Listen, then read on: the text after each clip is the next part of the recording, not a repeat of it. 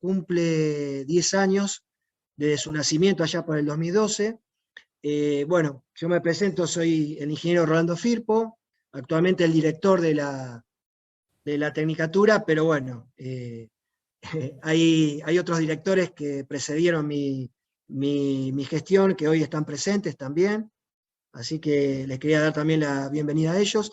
¿Y por qué es muy importante para nosotros? Porque lo estamos haciendo justamente en el contexto del 10º año, ¿no? de la creación de la Tecnicatura, que recuerdo haber sido docente por aquellos años, pero entiendo que hubo un gran trabajo y un gran esfuerzo por parte de las autoridades académicas. Esta breve introducción voy a darle un poco de tiempo a nuestro decano, que participó en aquel momento de la planificación de nuestra Tecnicatura, pero también en forma conjunta con una empresa privada, con el gobierno, con lo cual yo siempre digo que cuando está esta triada bien articulada, se crean buenos planes, ¿no? En este caso, la Tecnicatura Universitaria en Gestión de la Industria Automotriz. Y bueno, como cumplimos 10 años, lo que quisimos hacer con la coordinadora de la Tecnicatura, la Magister licenciada Cecilia Calione, que hoy no puede estar lamentablemente porque le surgió un imprevisto personal, pero le manda muchos saludos.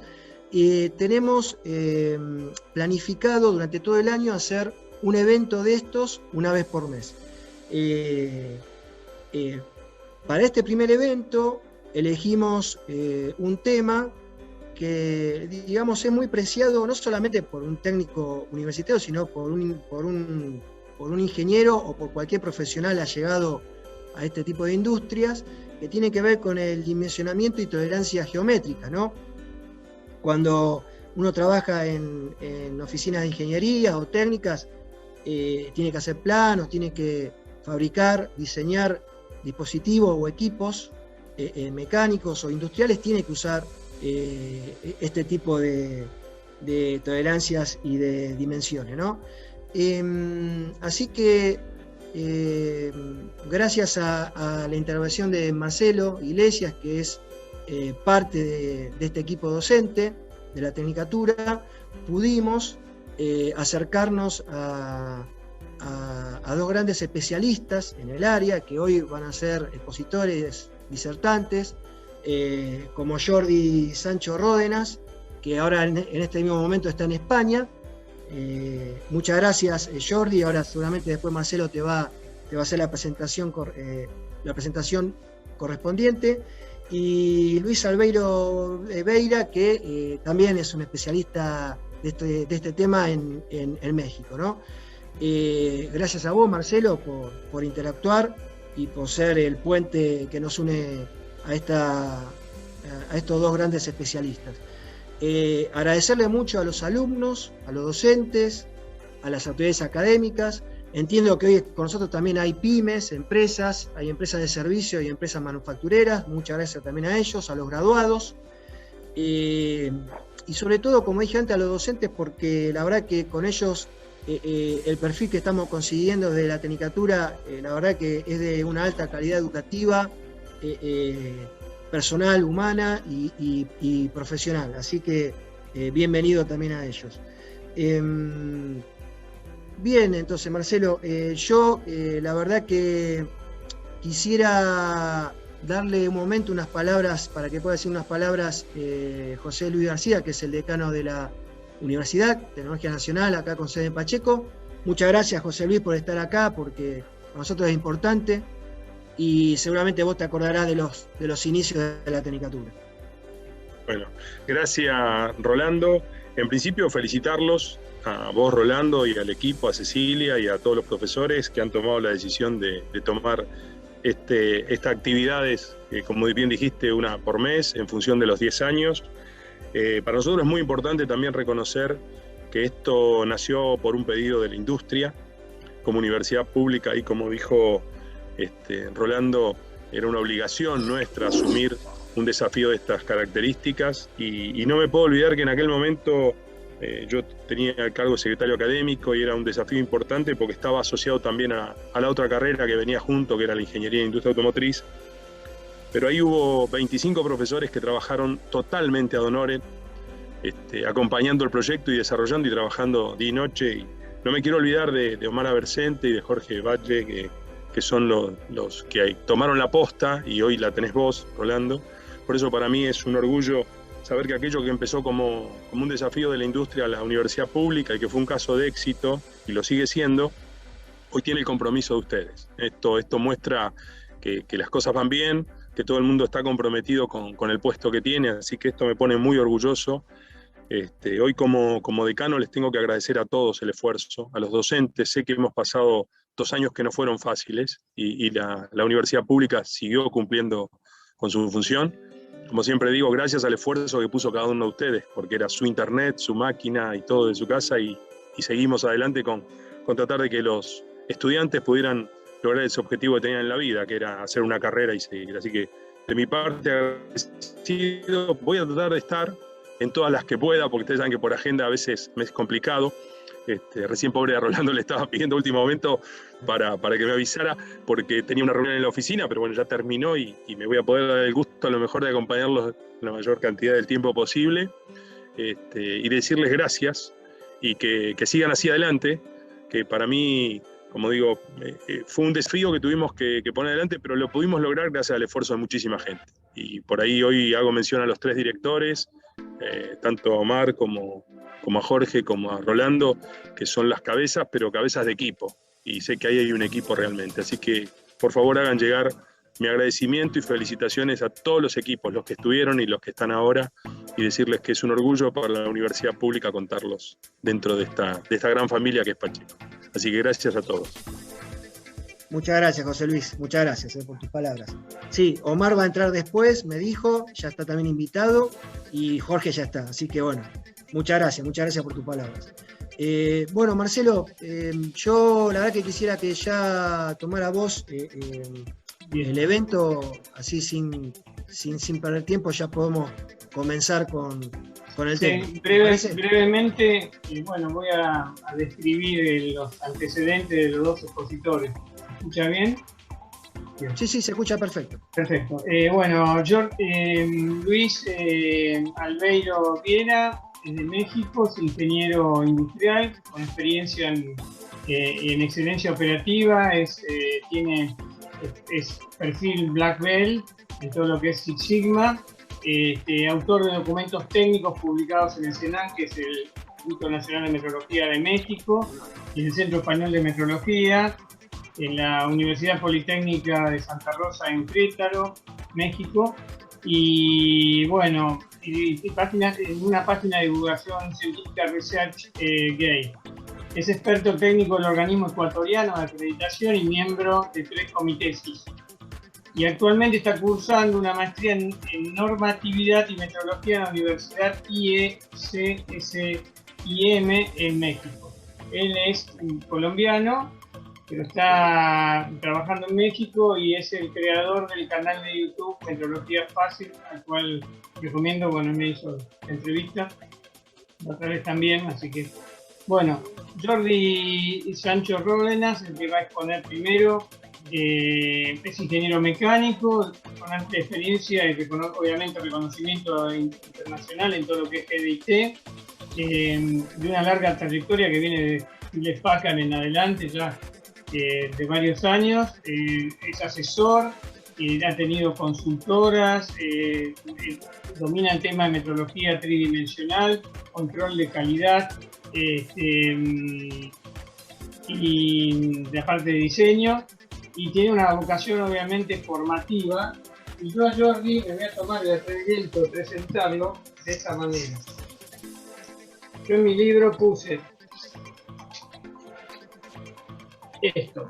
He tomado para efectuar este trabajo material de varias fuentes, pero traté de introducir en este ejemplar las enseñanzas de mi maestro Jordi Sancho Ródenas en temas relacionados con tolerancia geométrica, de quien he aprendido muchísimo tanto en sus clases presenciales como también a partir de la lectura y relectura de su libro. Bueno, ya con esto alcanza y sobra presentar, me parece, a los dos y a Jordi, que va a exponer el principio. Así que bueno, yo diría, comencemos, Jordi, si te parece, con tu exposición. Bueno, primero de todos, agradeceros mucho esta invitación. Para mí realmente es un gusto poder estar aquí con vosotros. No lo dudé ni un momento, a pesar de la diferencia horaria, que aquí estamos en las 11:20 de la noche. Pues yo no lo dudé ni un momento, porque creo que es muy importante la labor que vosotros estáis haciendo a nivel divulgativo, a nivel, ¿no?, de formativo de nuevos profesionales, y creo que yo, que puedo decir que tengo una larga trayectoria profesional, si hay algo que me encanta, precisamente es esta labor de formación de nuevos profesionales que tengan unas herramientas que posiblemente nosotros no hemos tenido, y que no hay nada que me guste más que precisamente poder ayudar en este tipo. Mi larga carrera profesional ha abocado a que he sacado pues una vocación de enseñanza pues elevada, hasta el punto que mi dedicación actual, pues yo casi la dividiría en el 80% dedicación formativa, entre formaciones que doy, sobre todo de GD&T, y escritura de libros técnicos, ¿no? Actualmente también estoy escribiendo libros para la editorial Paradiso. Por lo tanto, muchas gracias, Marcelo, por la invitación. Muchas gracias a Rolando, porque también siempre ha sido una persona muy amable conmigo, y me hiciste también llegar esta invitación oficial. Ya sabéis que yo siempre estaré disponible para vosotros, dentro de mis posibilidades, para poder ayudar en lo que sea, en la divulgación de los temas que yo pueda conocer. Hoy yo de lo que os quiero hablar es de lo que se me ha pedido que hables, de tolerancias geométricas, de GD&T. Yo no voy a hacer un repaso así de interpretación y eso. Tampoco quiero extenderme demasiado, porque creo que es mucho más interesante que podamos intervenir todos, hacer preguntas, y creo que esa debe ser la base de la intervención. Pero sí que hay una serie de conceptos que yo quiero que siempre las personas, los profesionales, tengan presente cuando hablamos de GD&T. Mirad, muchas veces decimos que GD&T, que tolerancia geométrica, es un sistema de acotación. Todo el mundo que trabaja con planos va a tener que conocer este lenguaje de acotación. Yo, sinceramente, es verdad, tolerancias geométricas es un sistema de acotación, pero no es únicamente un sistema de acotación. Yo, una semilla que a mí que me gusta dejar en todos los profesionales, es hacerles ver que tolerancias geométricas, que GD&T es mucho más. Es un concepto de diseño, es un concepto global de diseño. Es una forma de diseñar. Nosotros, cuando diseñamos, no tenemos que pensar en GD&T una vez la pieza está diseñada y la queremos plasmar en un plano. Nosotros, cuando nos ponemos delante de nuestro ordenador, delante de nuestra estación de trabajo, y tenemos que comenzar a diseñar una pieza, es cuando ya tenemos que aplicar conceptos de GD&T. Porque GD&T tiene conceptos tan básicos como es la referenciación de la pieza.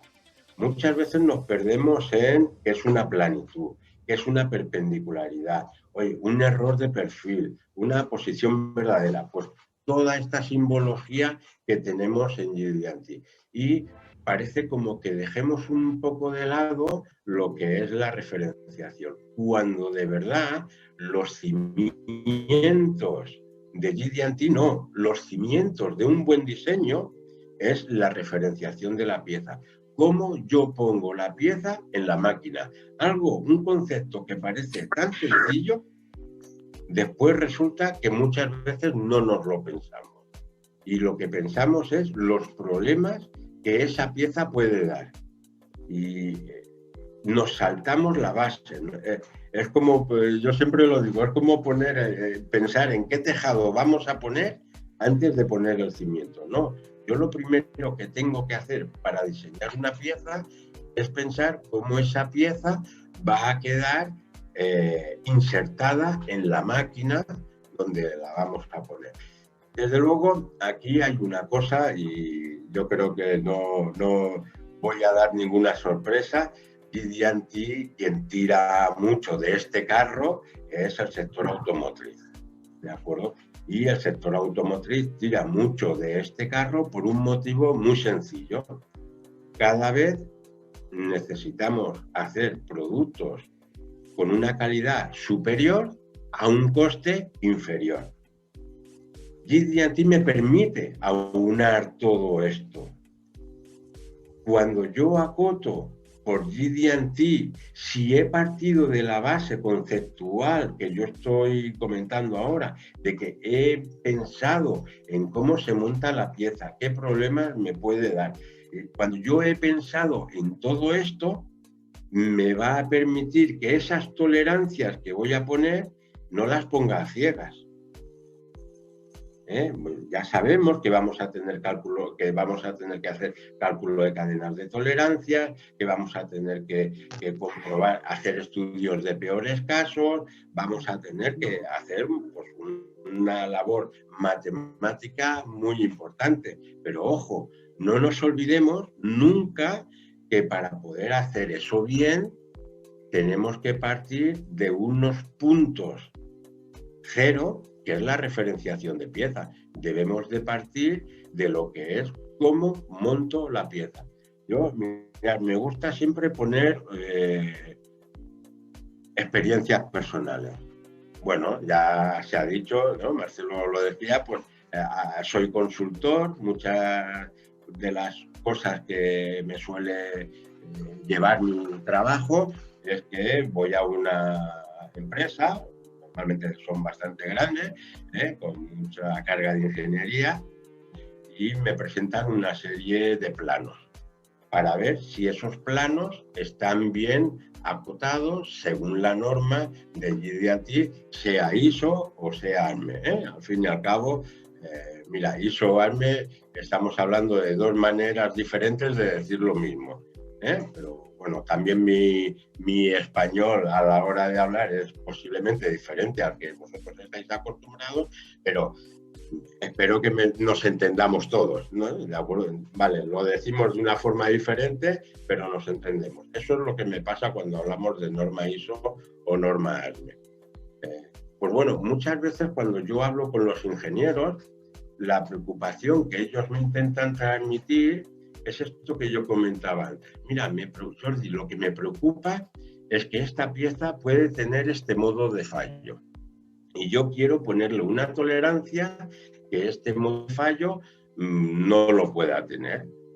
Y sinceramente, yo siempre les digo, mira, el modo de fallo que pueda tener tu pieza en estos momentos, pues no es lo que a mí me importa. Para yo poderte ayudar, dime cómo montas la pieza en la máquina. Tú explícame, no, pero eso siempre me encuentro con lo mismo. No, pero mira, eso ya lo tengo pensado. Yo lo que quiero es que me aconsejes en si aquí voy a poner un error de perfil, si ese error de perfil va a estar relacionado, si no, si es una posición... Bueno, yo soy bastante cabezón, insisto, hasta que consigo que me expliquen cómo monta la pieza. A medida que me están explicando cómo monta la pieza, montamos el sistema de referenciación de la pieza. Y esto es así. Resulta que lo que hago es que el ingeniero recapacite, que el diseñador recapacite en cómo él ha diseñado el cómo se monta la pieza. Y que eso que él ha diseñado, y que no nos engañemos, normalmente está bien hecho, que ese diseño que ha hecho y que es bueno, que lo explique perfectamente en el plano. Y una vez lo ha explicado perfectamente en el plano, pasa una cosa curiosa, que hasta él lo entiende. Y lo entiende de tal manera que cuando le digo, bueno, ahora cuál es ese error que te preocupa tanto en tu pieza, y vamos a ver qué tolerancia le ponemos. La inmensa mayoría de las veces me acaba diciendo, ah, no, sí, ahora ya sí, porque claro, si yo parto de estas referencias, pues aquí le pongo una posición verdadera y ya está. ¿Con esto qué quiero decir?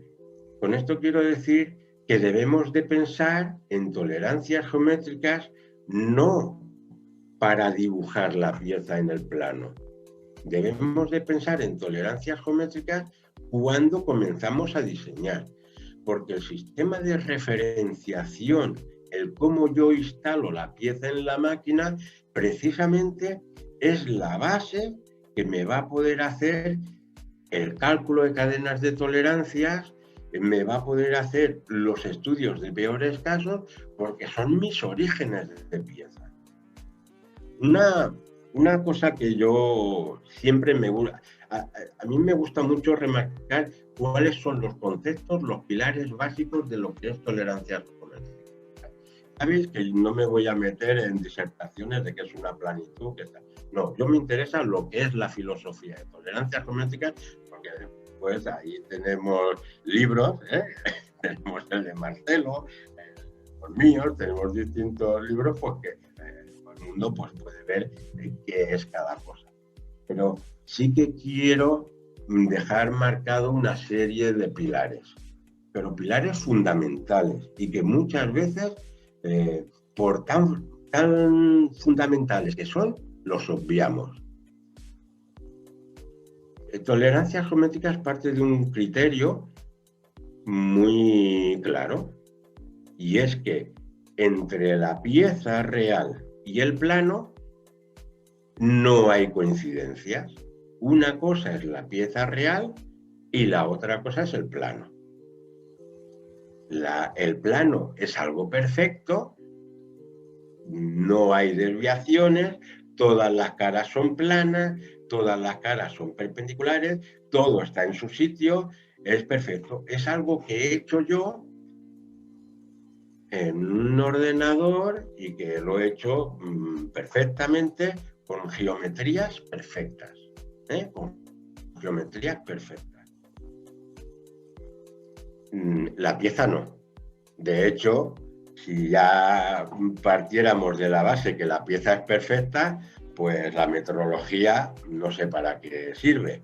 No, la metrología, lógicamente, es lo que nos baja a la Tierra. Yo digo, hasta el momento que no intervienen los metrólogos, todo es teoría.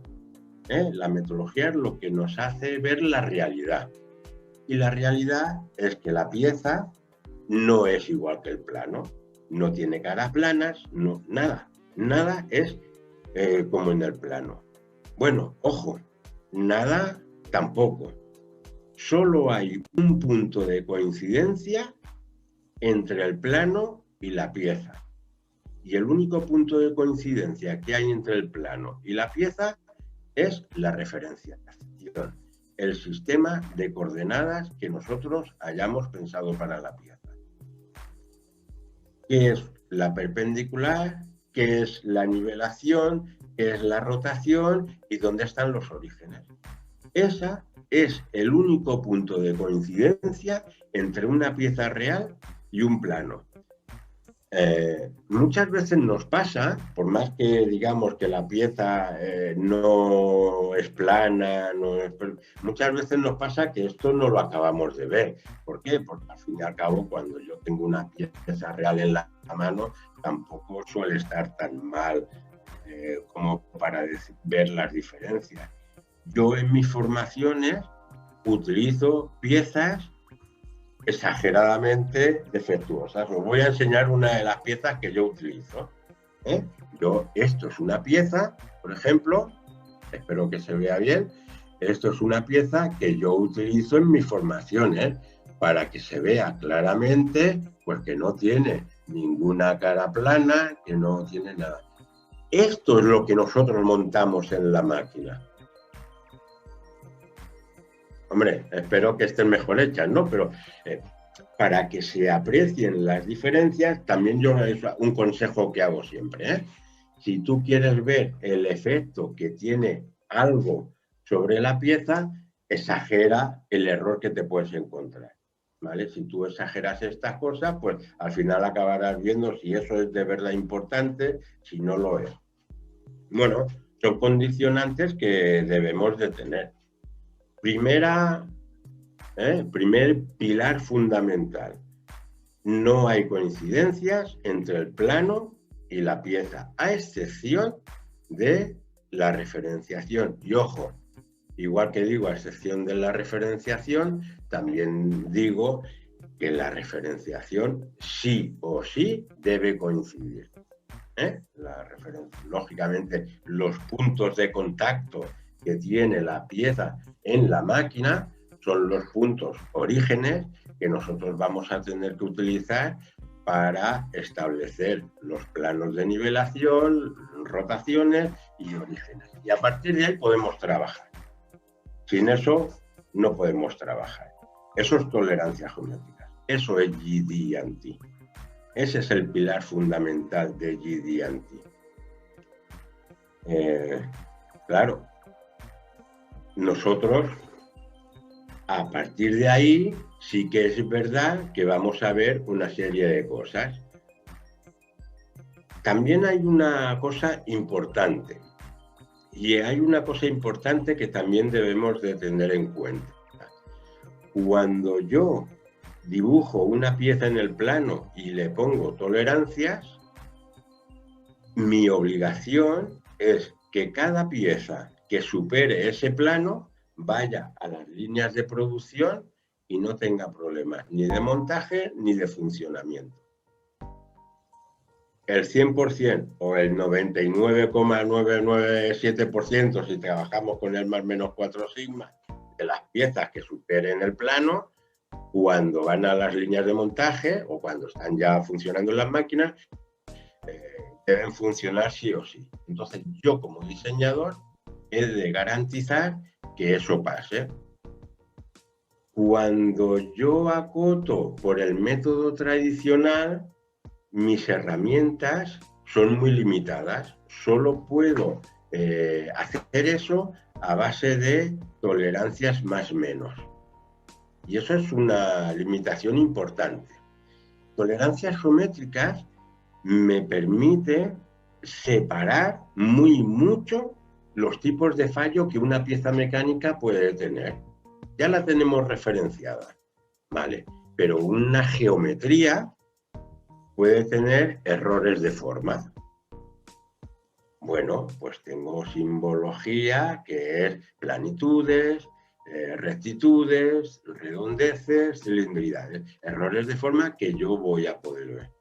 En esa misma geometría, imaginémonos un cilindro, el cilindro de una pieza por donde pasa un eje, ¿vale? Pues es verdad, puedo ver si ese cilindro es mejor o peor.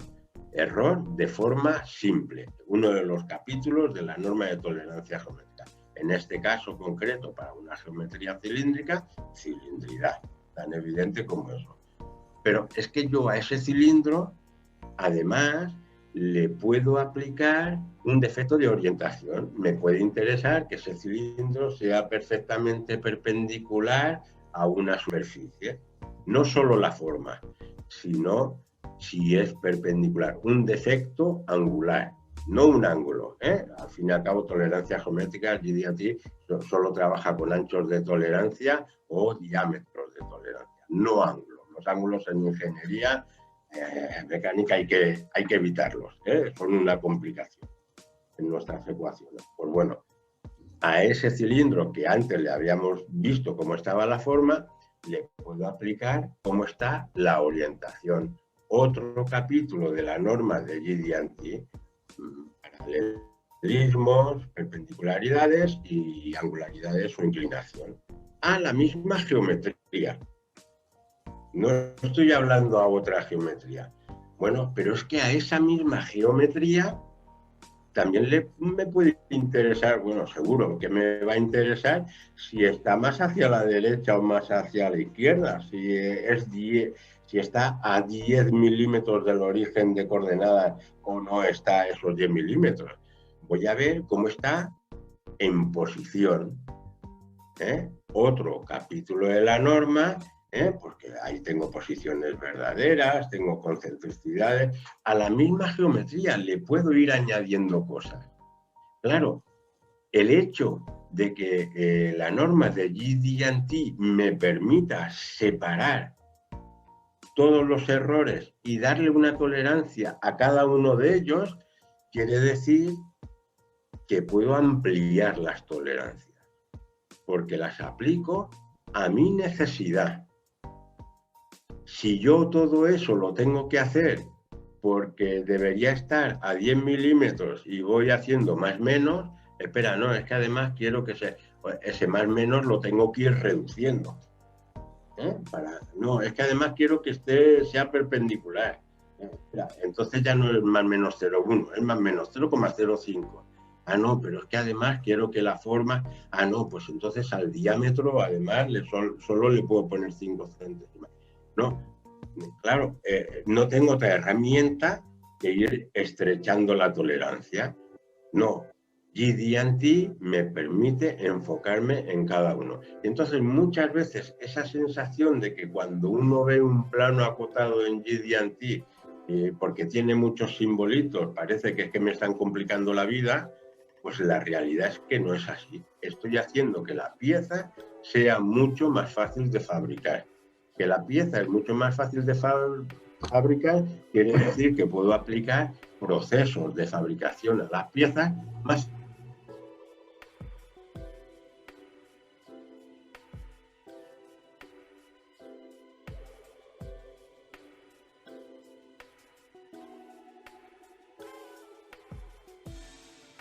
Yo comentaba así de pasada que voy a tener que hacer un cálculo de cadenas de tolerancias en un montaje, pues si tengo 10 piezas que intervienen, la suma total no es 1 más 1 más 1, no, al fin voy a tener que calcular qué pasa si esta pieza se junta con la peor de las otras.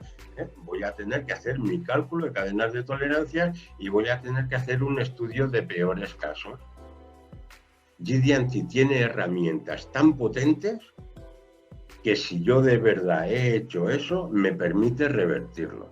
La condición de material, las M's estas de condición de material, es un recálculo de los estudios de peores casos y adaptarlo al caso real. Muchas veces nos encontramos con que una tolerancia que yo he puesto de diámetro, por ejemplo, de posición de 1/10, a la hora de la verdad no es 1/10, la puedo aceptar hasta 2 y 3 décimas. Y ojo, estoy multiplicando la tolerancia que tengo con el impacto económico que eso tiene. ¿De acuerdo? O sea, en GD&T la tenemos que ver no con recelo, la tenemos que ver como la gran ventaja, la gran herramienta que tenemos los diseñadores mecánicos para conseguir diseños robustos. Lo tenemos que ver como eso. Es una herramienta potentísima, potentísima. Y como todas las herramientas, si las conozco bien y las uso bien, pues voy a conseguir cosas realmente muy buenas. La labor de un diseñador, esto lo anticipo ya, creo que todo el mundo lo sabe, pero la labor de un diseñador es que si en vez de trabajar con una tolerancia de 1/10, pudiera yo trabajar con una tolerancia de 5 milímetros, es que soy muy buen diseñador. Para la misma, no es trabajar con tolerancias pequeñas. Mi obligación como diseñador es poder trabajar con el mayor ancho de tolerancia posible. Pues todo eso, si yo lo pienso bien y lo estudio bien, GD&T me da las herramientas. como cualquier herramienta, si la uso mal, puedo generar el mayor de los desastres. Eso también hay que decirlo. Yo, como ejemplo, siempre pongo el mismo. Un martillo es una herramienta potentísima junto con un clavo para juntar dos materiales. Me pasa lo mismo con un destornillador y un tornillo. Son dos herramientas potentes. Ojo, si en vez de seleccionar bien mis herramientas, selecciono un martillo para insertar un tornillo, dos potentes herramientas, hago un desastre. ¿De acuerdo? Pues eso es lo que me debe de impulsar para conocer GD&T en profundidad. Sistema de referenciación. Todas las herramientas que me permiten ir ampliando las tolerancias y las herramientas que tengo para revertir esos estudios de peores casos. A eso es a lo que yo os quiero animar y quiero que seáis conscientes del tema. Que no veamos GD&T como un recelo, sino que la veamos como una herramienta potente que, si yo la conozco, me va a hacer que sea un líder en mi trabajo. Porque también, esto está claro, a mí me encanta, ya decía yo que estoy encantado de que me hayáis invitado, porque me encanta ver el enfoque que tenéis hacia un sector industrial que tira de verdad de toda la industria, que es el sector automotriz. Y aquí no es solo sector automotriz, pero al final pues es el que más tira de. Y vosotros pues, estáis muy enfocados en eso y mis felicitaciones. Bueno, pues yo con esto, de momento, creo que para daros ánimos en este sentido e intentar inculcar este sentimiento, creo que me doy por satisfecho, salvo las preguntas que me queráis, por supuesto, transmitir. Bueno, si alguien tiene alguna pregunta que hacerle a Jordi sobre tolerancias geométricas. Por mi lado, Jordi, muchas gracias. Fue muy didáctico y amigable los ejemplos que diste. Muchas gracias. Nada, gracias a vosotros.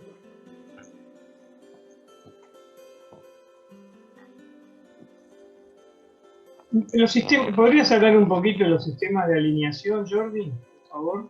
De los sistemas con planos, con sí. Con datos Sí.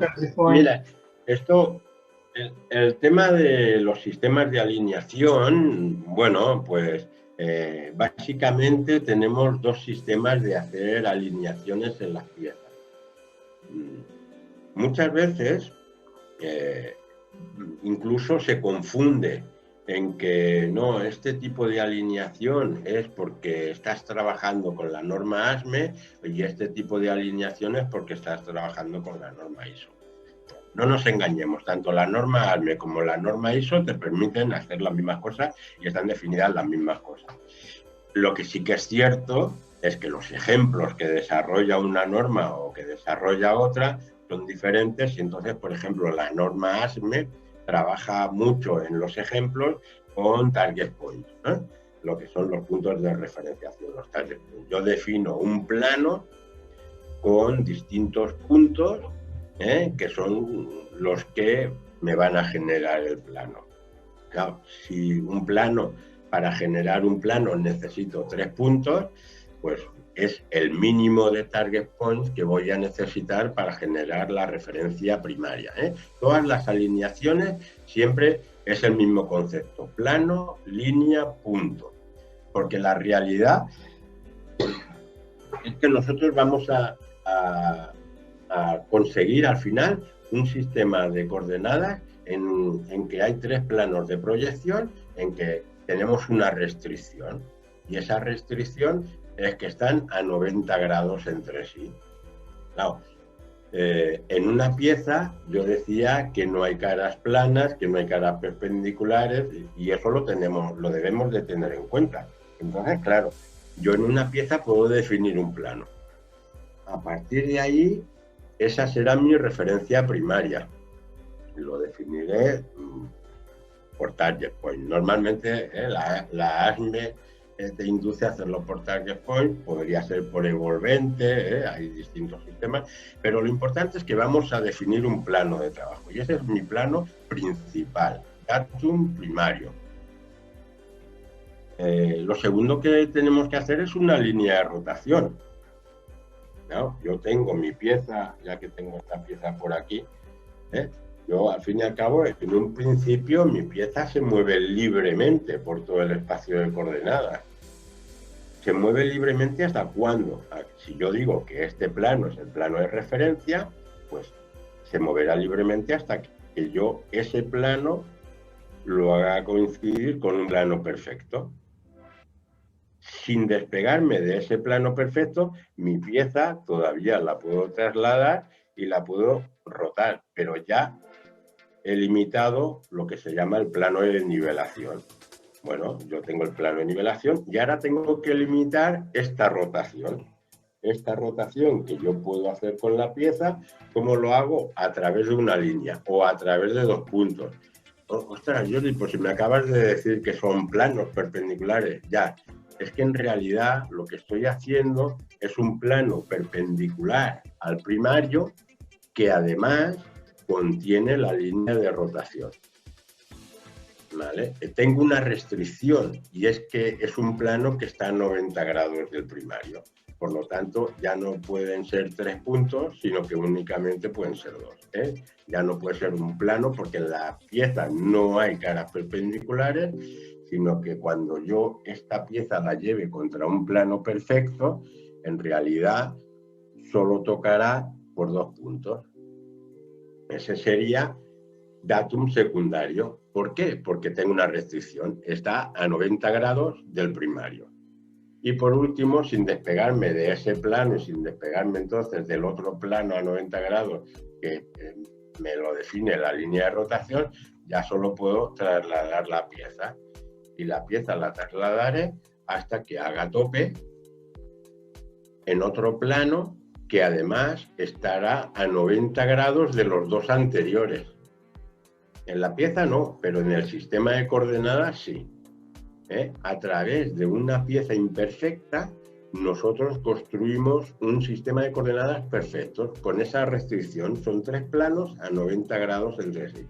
Y por eso siempre hablamos de plano, línea, punto.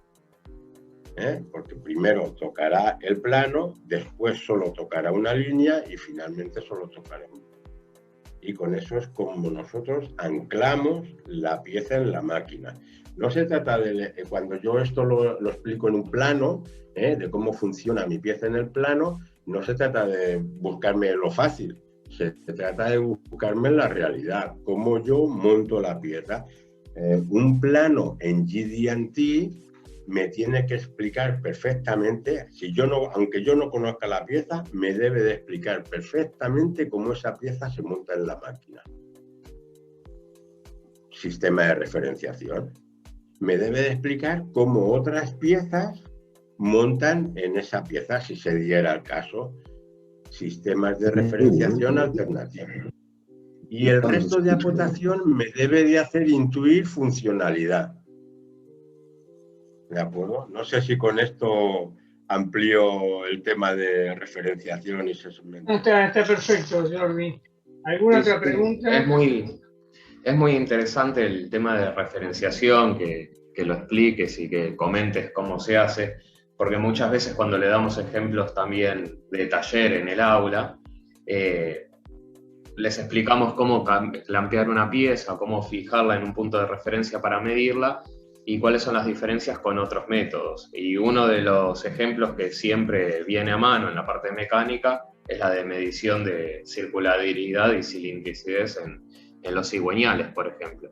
Entonces, nosotros muchas veces les mencionamos que por practicidad o a nivel didáctico, a veces lo podemos fijar entre puntas en un torno, quizás, como para poder mostrarles el método de medición, pero siempre es recomendable hacerlo con prismas en B por un tema de concentricidad entre los agujeros alejados, digamos, de las puntas del cigüeñal, ¿no?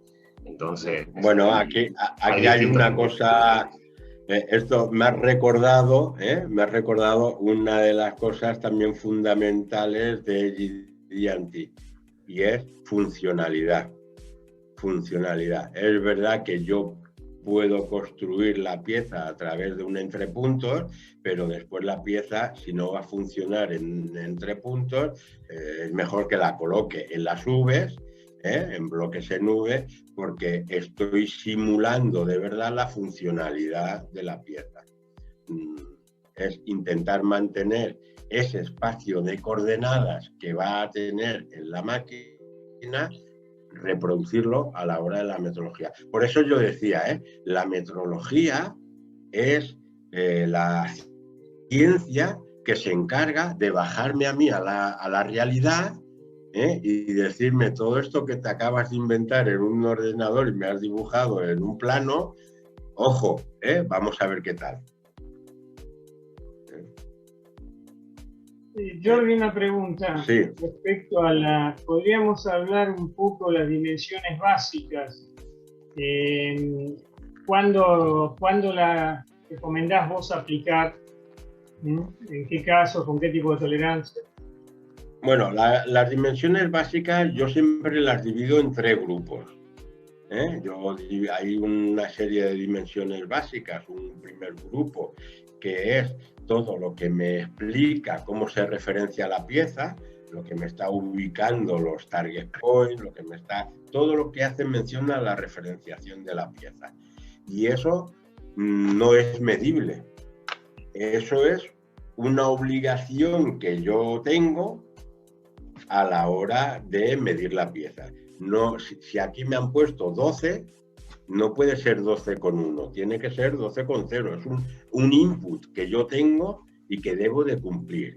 Esas son las dimensiones básicas que afectan a todo lo que es el sistema de referenciación. Después hay un segundo grupo de dimensiones básicas que son las que limitan las zonas de aplicación. ¿No? Es verdad, yo puedo, por ejemplo, yo puedo hacer un eje que tenga 200 milímetros de longitud, pero su rectitud solo me interesa en los 100 milímetros centrales porque es por donde funciona la pieza. Es de estas cosas que yo decía que GD&T me permite ir directo a lo que de verdad me interesa. ¿Cómo digo cuál es la zona que de verdad me interesa?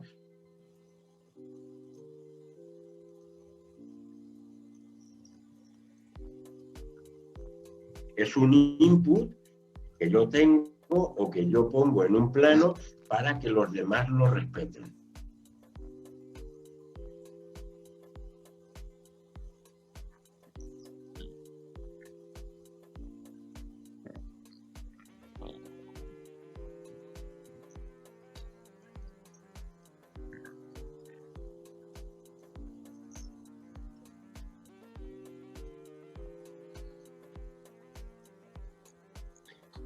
Marcelo, me parece que se le corta a Jordi, ¿puede ser? Se le cortó a Jordi, bueno. Bueno. Creo que lo perdimos.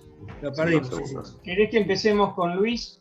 Sí, porque la verdad que es muy claro acá el chat, la verdad que todos lo que han puesto es excelente, así que quedó más que claro lo que explicó Jordi. Bueno, si después vuelve, le podemos dar un poco más de tiempo. Cualquier cosa, empezamos con Luis. Luis, dale. por otra presentación entonces. Por dale. favor. Yo le comunico a Jordi.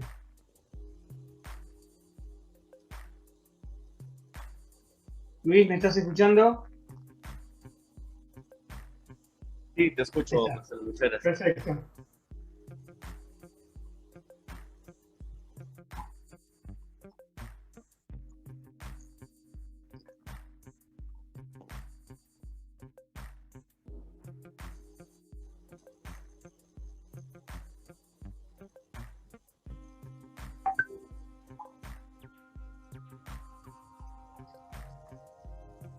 ¿Se ve mi pantalla, perdón? Perfecto, se ve, yo la veo bien de acá, no sé el resto. Sí. Perfecto. Se ve perfecto. Muchas gracias. Bien, pues quiero agradecer primeramente a ti, Marcelo, al querido Rolando, por la gentil invitación que tuvieron de invitarme a participar del evento. La verdad que es un gusto para mí participar al lado de ustedes, al lado de expertos con tanta trayectoria como el ingeniero Jordi, quien acabamos de escuchar con esta excelente exposición. La verdad, no soy tan experto en el área dimensional, pero me vengo desempeñando en el área de la metrología desde hace 16 años, con lo cual me he dado cuenta de la importancia de aplicar los contextos estadísticos, matemáticos y físicos a los ambientes que muchas veces no consideramos cotidianos, como por ejemplo los sistemas de gestión de las mediciones o los sistemas de gestión de calidad. Son métricas de desempeño que realmente nosotros podemos tomar en cuenta.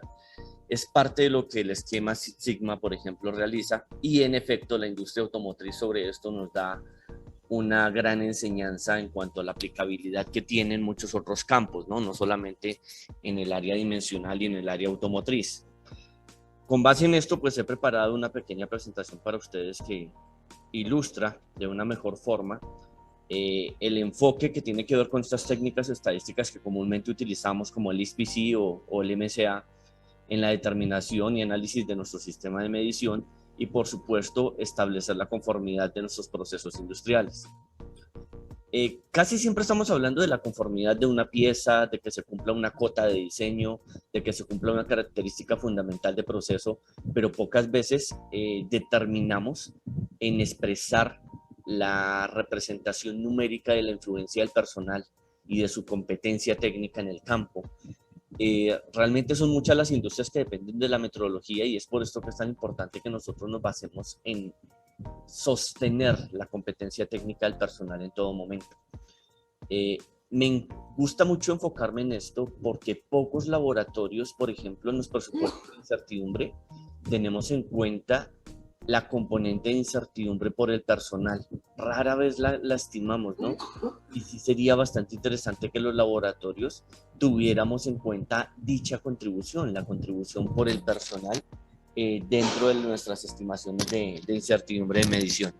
Entonces, dicho esto, nosotros llevándolo al límite de control de los procesos industriales, y recuerden cuando hablamos de límites de control, no solamente nos estamos refiriendo a cuotas de diseño expresadas en plano, sino que también nos estamos refiriendo a límites de tolerancia expresados en términos de medición de una temperatura, un flujo, una presión. Por ejemplo, allí en la imagen estamos viendo una medición dinámica de flujo en un patín de medición en transferencia de custodia de hidrocarburos líquidos, por ejemplo. Entonces uno se hace preguntas como las que están allí, ¿no? ¿Conoce usted los límites de control de su proceso industrial? Pero no son límites que nos comentan usualmente en la industria, ¿no? Los límites de, no, yo me puedo equivocar en más o menos 5, o en más o menos 1, o en más o menos 0,1, dependiendo de qué estemos hablando, ¿cierto? Y cuando uno pregunta, ¿y de dónde salió ese límite? Pues la mayoría de veces nos dicen, pues, así siempre se ha hecho acá, ¿cierto? Es como por política, es como por experiencia, o es de forma empírica, pero rara vez esto es resultado de un diseño hecho tal y cual nos lo acaba de mencionar el ingeniero Jordi, o dos, si es a nivel industrial, es resultado de un control estadístico de proceso. Rara vez sucede eso. Es tan importante que conjuguemos esos dos eventos como que la garantía de la calidad y la declaración de la conformidad están supraditadamente enlazadas a cómo nosotros hemos determinado dichos límites de control. Por esa razón, el que conozcamos el comportamiento estadístico de nuestro proceso, pues nos ayudará a conocer unos límites de control reales que permitan asimismo saber cuáles son los mejores instrumentos de medición a utilizar. La gran mayoría de los errores que se cometen a la hora de declarar conformidad y establecer si realmente es conforme o no es conforme a un sistema de medición o un proceso industrial, tiene que ver con el tipo de instrumentación que se utiliza. Y la instrumentación no podemos escogerla de forma adecuada si ésta no ha sido dependiente del conocimiento previo de los límites de control. Es por esta razón que nosotros hablamos de varias situaciones que pueden resultar familiares a nivel industrial. Y esto no tiene preferencia de industria, ¿no? Alimenticia, farmacéutica, textil, automotriz. En todas suceden cosas como esta y uno escucha en los ingenieros de proceso expresiones como esta. Pero ¿qué pasó si apenas ayer estaba perfectamente? ¿Será que sí estaba perfectamente ayer? Cierto que es una expresión a veces que se hace común, pero es donde uno dice, no estaba perfectamente. Lo que pasa es que yo no tenía la capacidad para poder evaluar si mi proceso o si mi sistema de medición estaba funcionando bien. Y es por esa razón que uno tiende a pensar de que estaba funcionando perfectamente. Entonces tendemos a pensar que porque algo está operando o porque algo está funcionando, pues es que ya está funcionando perfectamente o que está funcionando bien. Y eso no es así, eso nos lo enseña precisamente el control estadístico de procesos, eso nos lo enseña precisamente la estadística, y con base en eso, pues entonces es que uno determina si realmente su proceso es conforme o no es conforme, o en términos un poquito más avanzados, si nuestro proceso es capaz o no es capaz de producir un resultado enfocado a una necesidad o a una especificación. Es por esta razón que tenemos la segunda expresión común, ¿no? No debería haber medición no conforme, el proceso opera bien. Y ahí la pregunta sería, ¿qué es operar bien? ¿Y cuál es la evidencia objetiva de que operamos bien? ¿Cierto? Porque tendemos a pensar, vuelvo e insisto, que porque algo está en movimiento, o porque algo está funcionando, o porque las piezas están saliendo con X o Y característica, pues significa que ya nuestro proceso es conforme, lo cual es totalmente erróneo. Dice, el instrumento es nuevo y por tanto la medición es confiable. Los metrólogos sabemos que eso no es así, pero sigue siendo una expresión muy común, muy común a nivel industrial. Dejó de funcionar bien de un momento a otro. Las cosas definitivamente no dejan de funcionar bien de un momento a otro, ¿cierto? Entonces, de nuevo, es la imposibilidad o la incapacidad que tenemos de poder detectar los posibles no conformes de nuestro sistema de medición. Y por último, ese error ya se había corregido. Entonces, si nos vamos al ambiente de sistemas de gestión de calidad, pues nosotros entendemos que un error que ya se había corregido no debería volver a presentarse, y si se vuelve a presentar, significa que nos enfocamos en la corrección y no en la acción correctiva. Es decir, no estamos siendo tan proactivos con aquella solución que ofrecimos, y por tanto nuestro análisis de causas, ¿cierto? Pues no tuvo la suficiente eficacia y eficiencia como para poder determinar la causa raíz de dicha no conformidad o del error como tal. Vamos a preguntarnos lo siguiente, si tenemos o no capacidad de diagnosticar nuestro sistema de medición. Pero resulta que para poder resolver esta pregunta, nosotros necesitamos resolver un dilema. Y el dilema tiene que ver con la confusión amplia y suficiente que existe a nivel industrial en cuanto a la diferencia que tenemos de ciertos términos, ¿no? El término de tolerancia, el término de error máximo permitido y el término de especificación garantizada. Entonces, para mí esta gráfica es la sustancia de todo el ambiente metrológico, todo el ambiente de confirmación metrológico y todo el ambiente de especificación garantizada a la luz de técnicas como el control estadístico de procesos o el análisis de sistemas de medición MSA. ¿Por qué razón? Porque cuando nosotros hablamos de una especificación garantizada, es lo que yo deseo obtener, es lo que mi cliente quiere obtener como especificación, bien sea como cuota de diseño o como especificación de garantizada para un producto, para un servicio, y entonces me encuentro exactamente donde yo estoy, ¿cierto? Que es mi proceso. ¿Y dónde radica el primer problema? En que las tolerancias de mi proceso casi siempre compaginan con las especificaciones garantizadas. ¿Y eso qué significa? Que en el momento en el cual yo me salga de tolerancia, me voy a salir de especificación y por tanto mi servicio o producto va a ser no conforme, ¿cierto? Entonces no debemos confundir esos dos límites. Entonces, ¿qué será la especificación garantizada? Es lo que estadísticamente y en términos de SPC conocemos como la capacidad de proceso.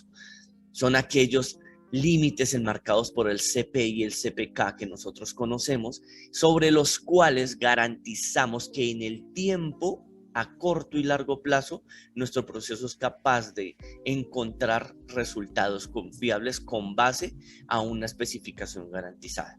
Entonces, la variabilidad del proceso es esta que nosotros logramos determinar mediante cartas de control, por ejemplo, y van a ser estos límites que nosotros típicamente llamamos tolerancias. Ahora, si a esas tolerancias nosotros le sumamos la capacidad de medición que tenemos, dentro de los cuales está inmersa el ambiente y la deriva junto con la seguridad del cliente, que está tan de moda ahorita, por ejemplo, en especificaciones como la guía JCGM 106 o la ILAC 8, entonces nosotros nos damos cuenta como todo esto realmente es una cadena de valor en la cual no siempre nos estamos centrando, sino que siempre nos estamos como especificando en cumplir con tolerancias, en cumplir con especificaciones, pero no vemos cómo se conjuga todo este aparato de sistemas y de técnicas estadísticas que nos ayudan finalmente a tener la tan anhelada especificación garantizada sobre la cual se enmarca la conformidad o no conformidad de nuestros sistemas de medición. Por esa razón, es importante que nos hagamos esta primera pregunta. ¿Tolerancia y o error máximo permitido? ¿Acaso son lo mismo? ¿Por qué se confunden estos términos? ¿Qué representan para la evaluación de la calidad y la conformidad en los resultados de medición estos dos términos? Y más importante aún, ahora que está tan de moda las reglas de decisión con la nueva actualización del estándar ISO 17025, ¿no?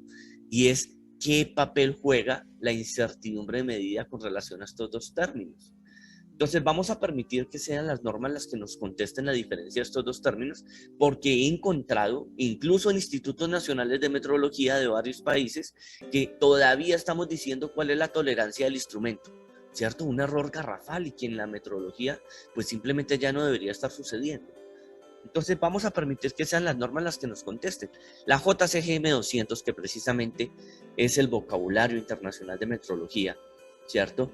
Del año 2012, emitido directamente por el Comité Conjunto de Guías Técnicas del Buró Internacional de Pesos y Medidas, y esta proyección que yo les estoy haciendo, que es la traducción que muy gentilmente nos hicieron allí en el Centro Español de Metrología en el año 2012 al español, en el numeral 426, bajo el subtema de error máximo permitido, allí en la nota 2, que todos podemos leer y que está resaltado allí en rojo, dice: no es conveniente utilizar el término tolerancia para designar el error máximo permitido.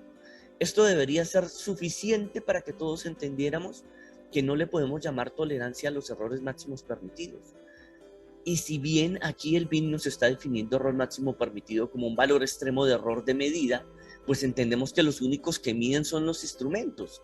Y si los únicos que miden son los instrumentos de medición, pues ellos tienen errores máximos permitidos, no tienen tolerancias. Si esto no fuera poco, si nos vamos a la guía JCGM 106, que precisamente es la guía también de este mismo Comité Conjunto de Guías Técnicas del BIPM, que nos habla de reglas de decisión o del papel que juega la incertidumbre de medición en la evaluación de la conformidad, allí en el numeral 3.3, bajo términos relacionados con la evaluación de la conformidad, definiendo ahora sí tolerancia, ¿cierto? Y allí en límite de tolerancia me dice que es el límite de especificación superior o inferior de los límites permitidos para una propiedad. Es allí donde nosotros empezamos a decir, ok, ¿qué es lo que tiene propiedades? Mis cotas de diseño, mis medidas materializadas. Es por eso que es correcto que a una pieza le digamos que tiene una tolerancia y sobre un diseño de una pieza apliquemos tolerancias geométricas, como oportunamente lo comentó en la conferencia anterior el estimado ingeniero Jordi, ¿cierto?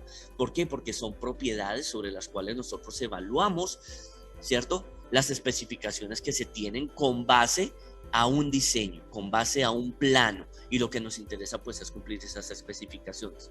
Entendiendo ahora que los instrumentos tienen errores máximos permitidos y nuestras cotas de diseño, bien sean de proceso o de medidas materializadas, tienen tolerancias, entonces no podemos confundir estos dos límites. Esto es tan grave, confundir estos dos límites, como haber confundido el límite de tolerancia con el límite de especificación. Así de grave es, porque es como suponer que el análisis de capacidad del proceso es lo mismo que la carta de control de un proceso o el control estadístico de un proceso, y que esto también sea lo mismo que el error máximo permitido de un instrumento. Noten, es una cadena de valor de la cual dependemos de las tres etapas, pero por supuesto ninguna de las tres etapas significa lo mismo. Veamos una referencia más, la de la ISO 3534, que es la norma que nos habla de vocabulario, símbolos y estadísticas aplicadas. Esta norma, todo el tiempo que utiliza la palabrita tolerancia, está haciendo referencia a especificaciones, a partes de proceso o a cotas declaradas como errores máximos tolerados. Esto significa nuevamente que no nos estamos refiriendo a instrumentos de medición. Si nos devolvemos entonces a la JCGM 106 en el numeral 3318, bajo el término error máximo permitido, noten cómo empieza hablando. Dice para un instrumento de medida. Y vuelvo, insisto, todavía vemos institutos nacionales de metrología que dicen que los instrumentos de medición tienen tolerancias. ¿Cuál es la tolerancia del vernier? ¿Cuál es la tolerancia del micrómetro? ¿Cuál es la tolerancia del medidor de alturas? Los instrumentos no tienen tolerancias, tienen errores máximos permitidos que juegan un papel importante para cumplir la tolerancia, pero definitivamente no son lo mismo. Es por esta razón que cuando nosotros hablamos de procesos, siempre hablamos de la importancia de cumplir con la exactitud de los instrumentos de medición, pero ¿por qué no hablamos de la importancia de cumplir con la exactitud de nuestro sistema de medición, de nuestro proceso, de nuestra cota de diseño, ¿cierto?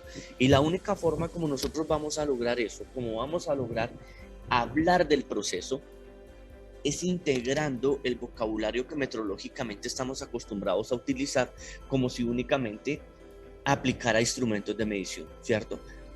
Vocabulario como repetibilidad, reproducibilidad, exactitud e incertidumbre son términos que podemos aplicar completamente a sistemas de medición y procesos industriales. Pero seamos honestos, ¿cuántas veces hemos escuchado la estimación de incertidumbre de nuestro proceso industrial? La estimación de la incertidumbre de un pasteurizador de leche, de un esterilizador de una farmacéutica, o de una medición dinámica o una medición estática en cualquier tipo de proceso. ¿Verdad que no lo escuchamos? Porque estamos acostumbrados que la metrología es la metrología que tenemos con nuestra vestimenta blanca bajo un ambiente controlado de 20 grados Celsius, más o menos 2 grados Celsius, ¿cierto? Con una humedad relativa bien controlada y bajo un ambiente de laboratorio que cumple con ISO 17025. Y los laboratorios nos hemos esforzado en hacer metrología que cumpla con métodos, pero no en hacer metrología que cumpla con los sistemas de medición industrial, que finalmente son los que dependen de nuestras mediciones. En una oportunidad tuve una anécdota que me gustaría mucho compartirles y tiene que ver con que cuando yo trabajaba en el sector de hidrocarburos tenía que calibrar un sensor de temperatura, conjunto sensor lector, que tenía un sensor RTD-PT100 a 4 hilos con un indicador que estaba en un PLC, pero en una torre de enfriamiento que estaba a 40 metros de altura. 40 metros de altura. Y el laboratorio acreditado que nosotros contratamos para realizar el servicio estaba acreditado en la guía TH001 del Centro Español de Metrología para termómetros digitales. Y resulta que este método casualmente dice que cuando calibramos un conjunto sensor lector de temperatura que tiene un sensor tipo RTD-PT100 o termoresistencia, necesitamos hacer 5 ciclos de calentamiento-enfriamiento para poder determinar la histéresis de mi instrumento. Yo les hago una pregunta. En ese momento yo tenía un proceso con tolerancia de más o menos 5 grados Celsius. Y realizar esos 5 ciclos de calentamiento-enfriamiento, pues me iban a mejorar el resultado de la medición en 0,1 o 0,2 grados Celsius, a nivel de la décima o la centésima, con una tolerancia de 5 grados Celsius. ¿Será que era necesario realizar ese análisis? A 40 metros de altura, con arnés, con equipo de seguridad, eslingas y el metrólogo colgando de una torre de enfriamiento, ¿sería necesario? Si ya de por sí era bastante difícil subir un bloque de pozo seco allá arriba para poder hacer la medición del instrumento, imagínense hacer este tipo de cálculos. Entonces, aquí lo importante es que nos esforcemos también por evaluar la exactitud del sistema de medición sobre el cual delimitamos los límites de especificación para luego declarar tolerancias y para luego declarar errores máximos permitidos. Cuando nosotros hablamos, por ejemplo, del control estadístico de procesos, el primer paso es armar una carta de control, ¿cierto? Bien sea por X/R, X/S, sobre el cual nosotros determinemos esos límites de control superior o inferior, y estos límites de control son las mismas tolerancias. Estos sí son tolerancias, ¿cierto? Recordemos que los límites de especificación serían nuestros análisis de capacidad, ¿cierto? Como límites de especificación. Entonces, cuando nosotros nos damos cuenta de la tendencia estadística que tiene nuestro sistema de medición operando, ¿cierto?, entonces nos damos cuenta que no necesariamente esa tendencia es buena o no necesariamente es mala, sino que nos da una visión general del comportamiento de nuestro sistema. Lo bonito de esto es que aunque la industria automotriz lo ha implementado ampliamente y comúnmente lo aplicamos a magnitudes dimensionales, les puedo hablar con conocimiento de causa que cuando uno aplica esto, por ejemplo, a laboratorios de ensayo o calibración. Luis, se está escuchando entrecortado. ¿Por qué no apagas tu cámara por ahí? Ok. A ver si... Vamos ahora, a ver si ahí mejora. Hola, hola, ¿se escucha mejor? Dale, sí, se escucha ahora. Sí. Listo. Les decía que he tenido, con conocimiento de causa, les hablo de la oportunidad de implementar este tipo de técnicas estadísticas a laboratorios de ensayo y calibración, donde uno se da cuenta de la maravillosa herramienta que tenemos enfrente, ¿cierto? Imagínense en aplicar control estadístico de procesos a los metrólogos de un laboratorio de calibración y poder utilizar esta técnica para poder validar la capacidad de medición y calibración CMC que nosotros expresamos en nuestros alcances de acreditación. Entonces, no debemos ver este tipo de técnicas como técnicas ajenas a nuestros sistemas de medición porque tenemos un enfoque de acreditación basado en ISO 17025. De hecho, es fundamental que nosotros apliquemos este tipo de técnicas.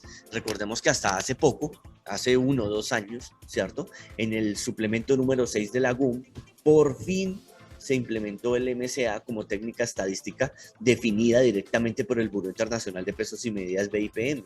Esto no sucedía hace años. Hace años a los que implementábamos MSA, por ejemplo, en laboratorios de ensayo y calibración, nos tildaban de locos, como no, eso no tiene nada que ver con la metrología. Eso tiene que ver con la industria automotriz. Pero nos estamos dando cuenta cómo realmente esto sí afecta a nuestro sistema de medición y tiene un campo de aplicación supremamente amplio. Por esta razón, cuando nosotros hablamos de la variabilidad del proceso de producción, necesitamos tener una claridad fundamental entre magnitud y variable de proceso. El BIM define magnitud como una propiedad o fenómeno de un cuerpo o una sustancia que puede expresarse cuantitativamente mediante un número o una referencia. Y la JCGM 106 nos dice que una medición típica para una magnitud Y se mide mediante un procedimiento diseñado para proporcionar suficiente información y evaluar conformidad con un requisito específico. ¿Esto qué significa? Que lo que nosotros evaluamos típicamente con nuestro mensurando es la magnitud que representa nuestro mensurando, aunque para evaluar este mensurando se afecten varias variables críticas que son las fuentes de entrada y con cada una de ellas con su componente que pudiera o no tener la misma magnitud del mensurando y cada una de ellas caracterizada e identificada por una distribución típica o una función de densidad de probabilidad estadística diferente. Un ejemplo típico, por ejemplo, si estamos midiendo el volumen de un cilindro, pues tenemos una función geométrica para determinar el volumen de este cilindro, en este caso pi cuartos, siendo esto una constante por el diámetro al cuadrado por la altura, pero puede ser el volumen expresado, por ejemplo, en centímetros cúbicos, milímetros cúbicos, metros cúbicos, actuando en función de la magnitud dimensional. También el diámetro forma parte de la magnitud dimensional y h, la altura, también forma parte de la magnitud dimensional. Entonces noten que en este caso tanto el mensurando como las variables de entrada forman parte de la misma variable, pero no siempre se cumple esto. Tenemos sistemas de medición dentro de los cuales yo puedo medir una presión, una temperatura, un volumen, una densidad y no necesariamente interactúan las mismas fuentes. Esto lo especificó directamente la JCGM 100 o GUM cuando nos dice que en serie de Taylor nosotros vamos a propagar incertidumbres de medición para poder determinar precisamente la propagación de nuestra incertidumbre. Esto lo vamos a ver en una lámina más adelante. Entonces, cuando nosotros hablamos de control estadístico de procesos, es importante comprender que el tamaño de muestra identifica la eficacia de nuestro análisis. Y dicho tamaño de muestra debe ser resultante de un muestreo estadístico consistente. No decir medí 10 veces porque se me ocurrió medir 10 veces, o se me ocurrió medir 30 veces o 40 veces. Esto debe ser resultante de un análisis de muestreo estadístico que con base en la gestión del riesgo asociada a la tolerancia de nuestra fabricación, podamos definir la declaración de cumplimiento o no cumplimiento. Dicho esto, entonces nosotros pasamos a estudiar la variabilidad de nuestro sistema de medición, a hacer predicciones en el tiempo y poder identificar la normalidad o no normalidad de nuestro sistema de medición.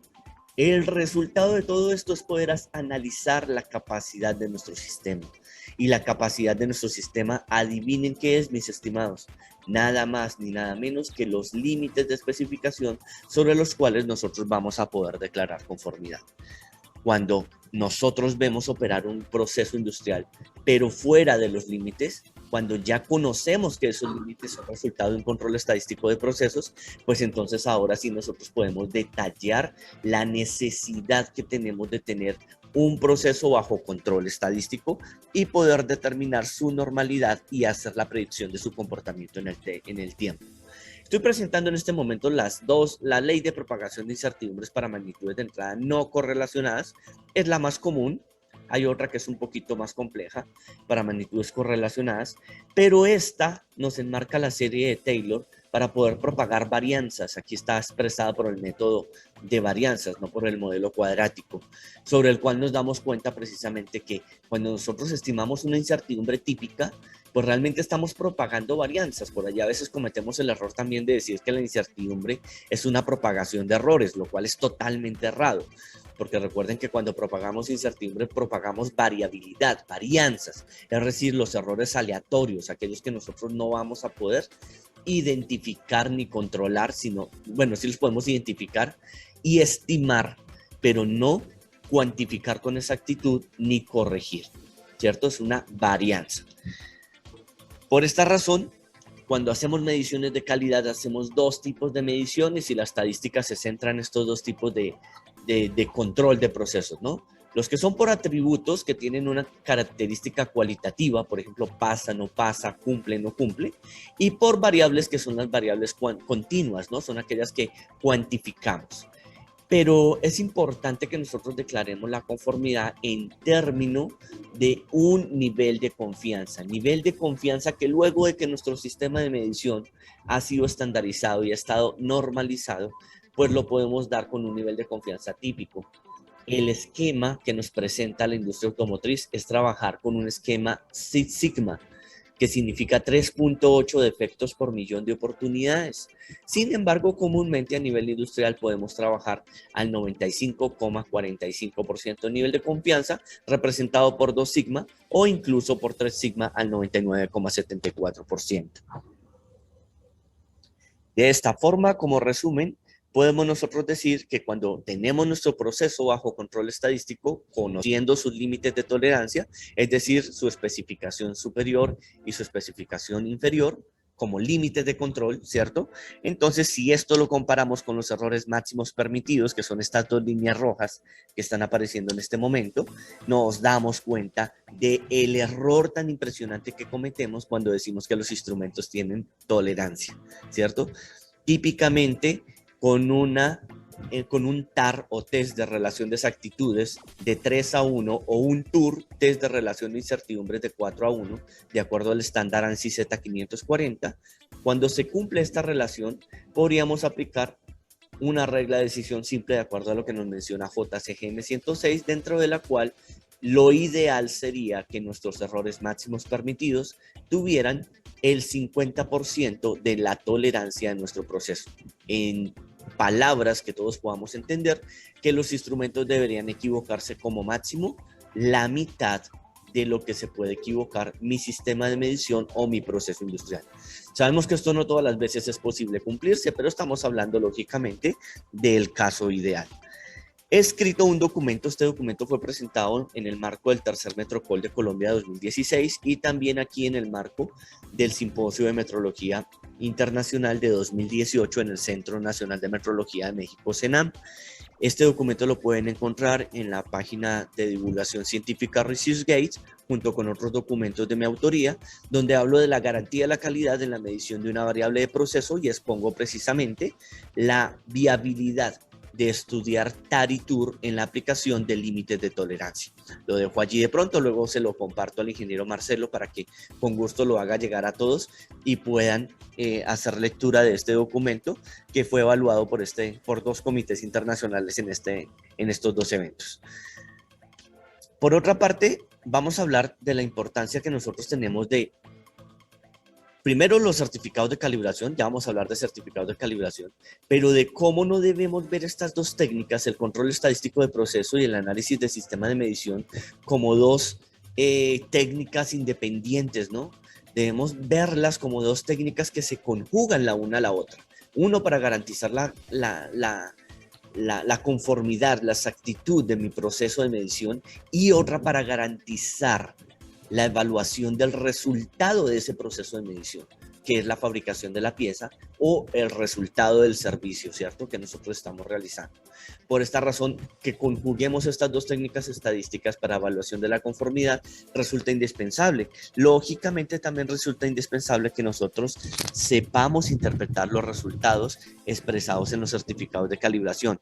Esto significa que tenemos que tener competencia técnica para poder saber cómo utilizar estos resultados. La calibración no sirve si nosotros no usamos los resultados de medición expresados en un certificado de calibración, ¿cierto? Muchas veces nos conformamos con la etiqueta en el instrumento de medición, y cuando en la auditoría nos piden el certificado, lo mostramos como para poder declarar que nuestro instrumento está calibrado, pero pocas veces le damos el uso apropiado a nuestros certificados de calibración. Entonces, en este caso, los certificados de calibración, recordemos, la trazabilidad no se da al instrumento, no se da al laboratorio que me calibró el instrumento, y la trazabilidad no se da al certificado de calibración. La trazabilidad se da a los resultados de medición expresados en el certificado. Pero si yo no corrijo los resultados de medición de mi instrumento de medida, pues simplemente estoy dejando mi instrumento sin trazabilidad. Entonces, es importantísimo que nosotros declaremos conformidad primero de nuestro instrumento para poder tener seguridad de la conformidad de mi sistema de medición y de mi proceso de medición.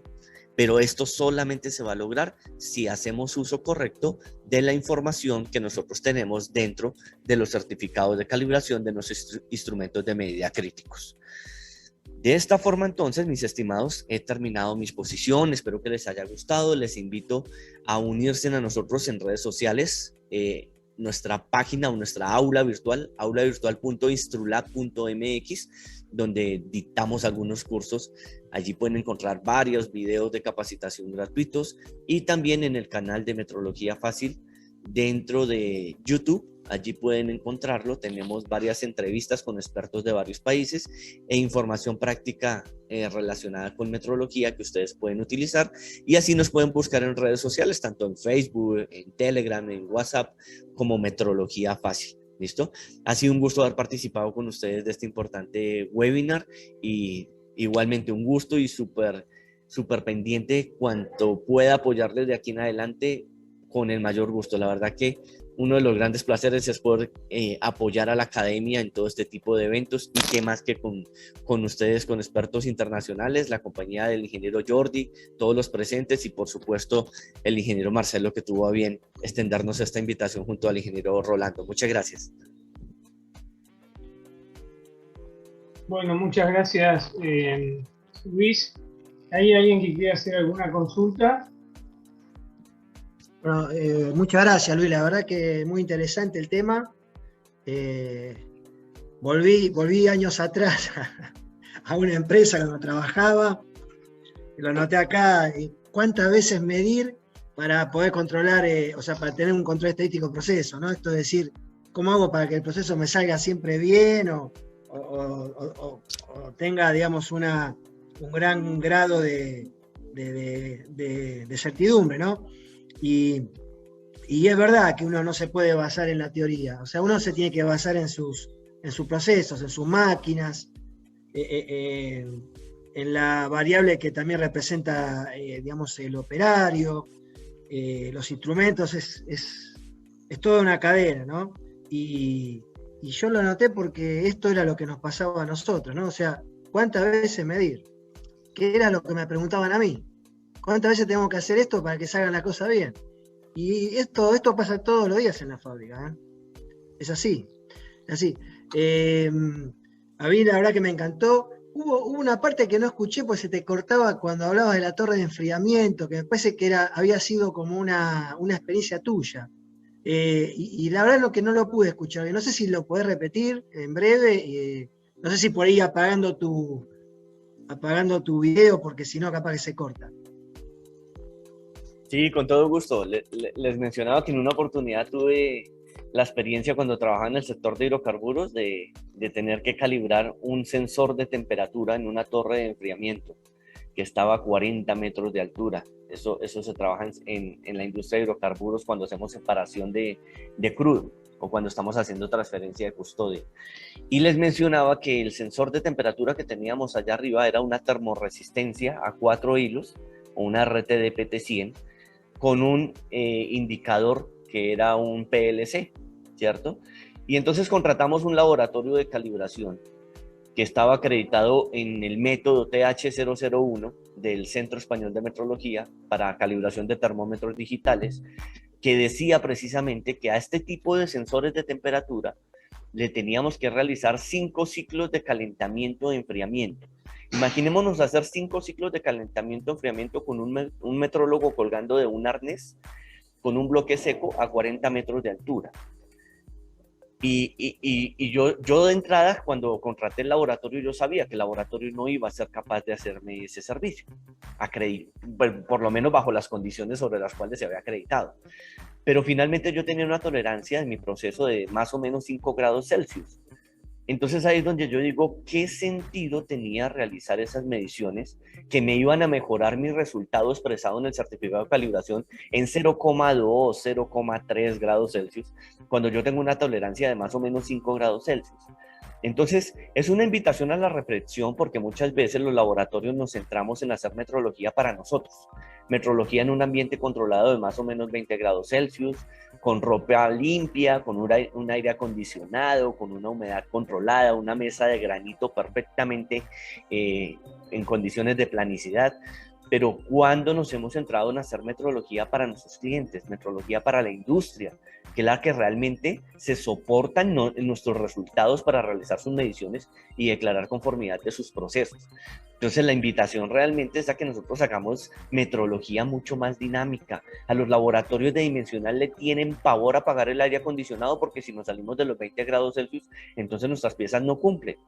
Y la pregunta es, ¿y por qué no nos damos el trabajo de calcular los coeficientes de expansión térmica, los coeficientes de sensibilidad de todas las magnitudes de influencia y entregarle una medición más real al cliente? Porque es que el cliente no utiliza su vernier a 20 grados Celsius, no utiliza su micrómetro a 20 grados Celsius.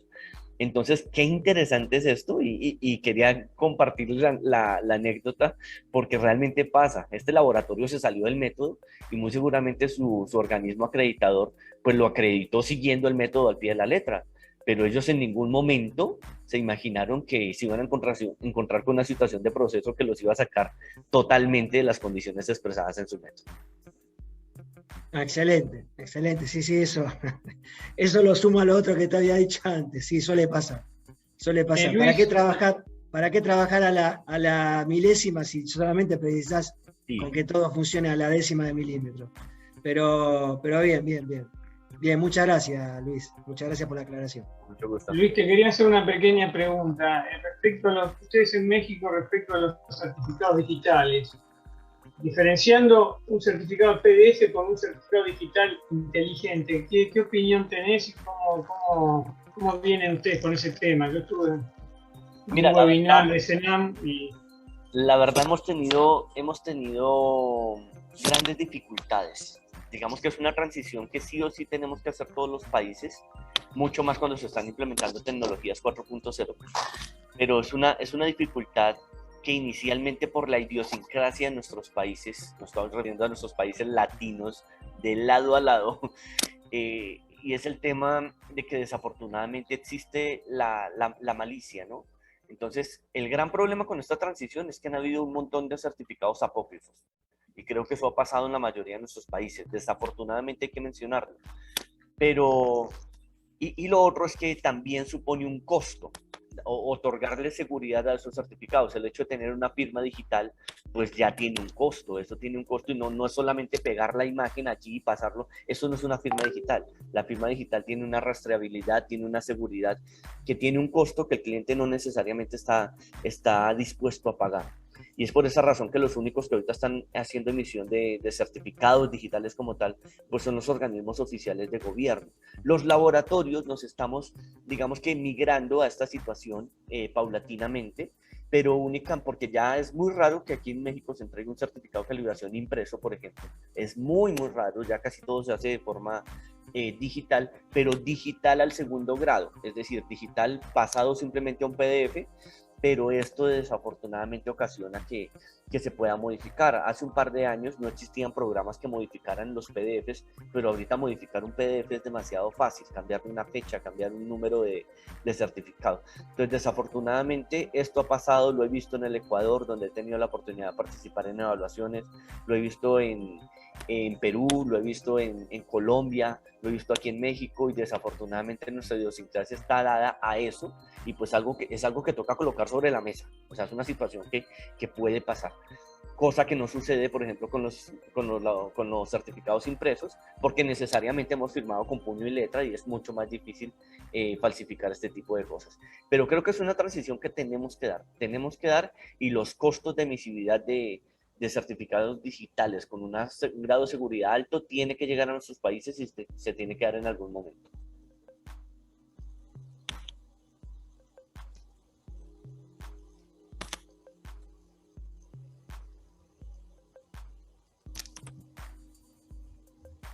Creo que se nos perdió el Inge Marcelo, no sé si hay unas preguntas. A ver. No sé si alguien más quiere preguntar. Sí, porque Marcelo no está ahora. Seguramente va a volver. No, la verdad, Luis, realmente todo lo que fuiste, y algunas cosas que tenés razón, que algunas veces uno confunde tolerancia con errores permitidos, y por ahí porque lo tiene en el vocabulario diario, sin pensarlo lo dice, ¿no? Y está bien esta diferenciación que hiciste entre estos conceptos, entre estos dos conceptos, ¿no? Sí, la verdad que estos temas terminan impactando y mucho en los procesos. Lo viví muchos años. Es así, yo quería hacer un aporte sobre ese tema del vocabulario internacional de metrología, de los términos, de las definiciones, que nosotros hacemos mucho énfasis en la materia, justamente con eso, de no confundir los términos, de tener en cuenta que algunas definiciones se van actualizando, de mantenerse actualizado, de utilizar los documentos de referencia apropiados, de no buscar cualquier documento o cualquier información en Internet, sino siempre referirse a la fuente de información oficial. Y después, con respecto a toda la parte de control estadístico de proceso, hacemos una práctica de laboratorio muy similar en la que se estudia repetibilidad, reproducibilidad, vemos las mediciones de los distintos operadores, se calculan los límites, y bueno, todo este tema, todo este contexto teórico, este marco, ayuda mucho también a que se vayan sacando las dudas y viendo cómo se aplica también en la industria, ¿no? Que no solo es una cuestión académica, sino también industrial después de aplicación práctica. Luis, yo quería... Buenas tardes.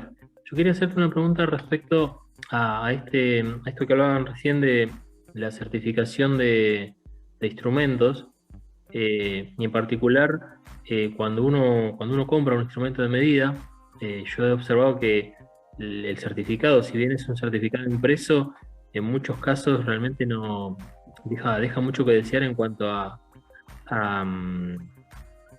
seguridad, digamos, en relación a si el instrumento realmente ha sido calibrado. De hecho, me ha pasado en más de una oportunidad que he comprado instrumentos con certificado de calidad, y cuando al momento de efectuar mediciones empiezo a notar discrepancias con otros instrumentos, y bueno, y hago la verificación a veces con los patrones propios que traen, por ejemplo, micrómetros y demás, o a veces con otro tipo de elementos o de patrones de otros instrumentos y empiezo a notar diferencias.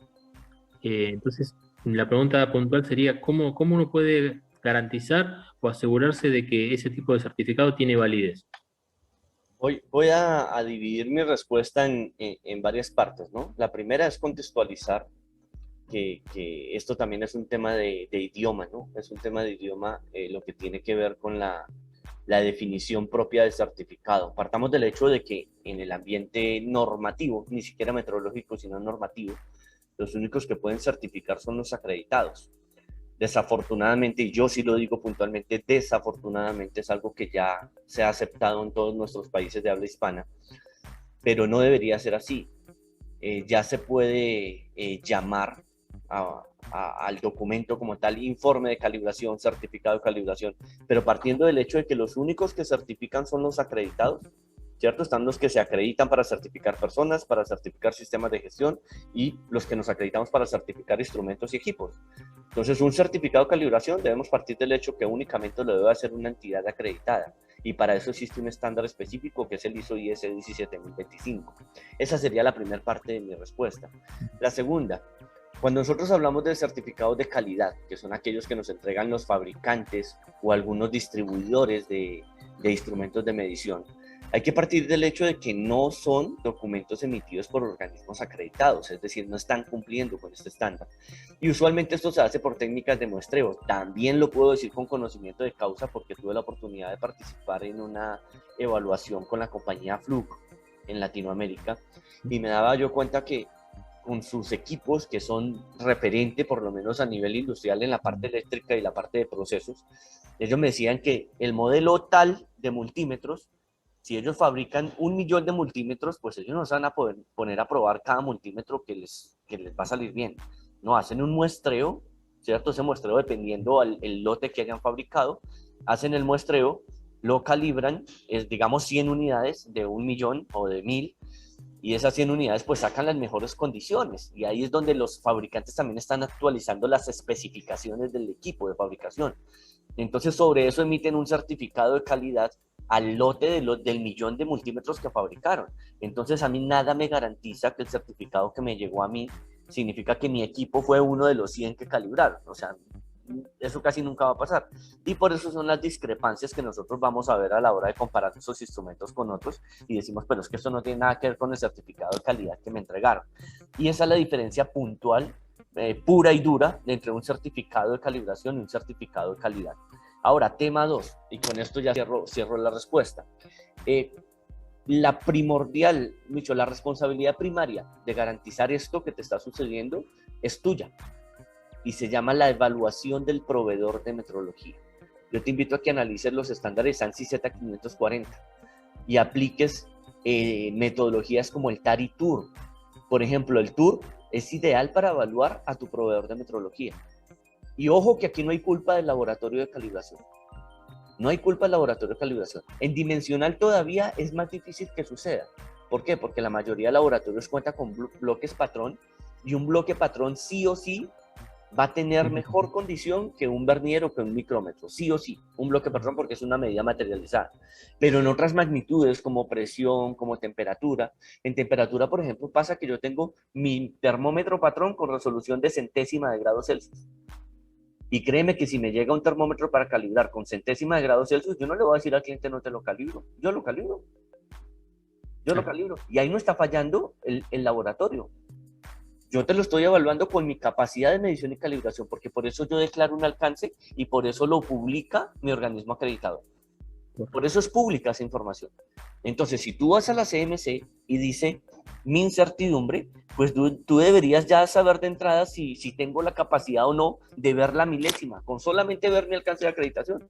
Entonces, si tú necesitas resultados a la milésima y me lo envías a mi laboratorio que tengo capacidad hasta la centésima, luego no vayas a criticar mis resultados de medición porque yo igual te voy a cobrar mi servicio porque yo lo calibré y yo efectivamente utilicé personal, utilicé equipo y utilicé sistema de gestión de calidad. Entonces la responsabilidad primaria de la calidad de tus resultados de medición es tuya, evaluando al proveedor de metrología.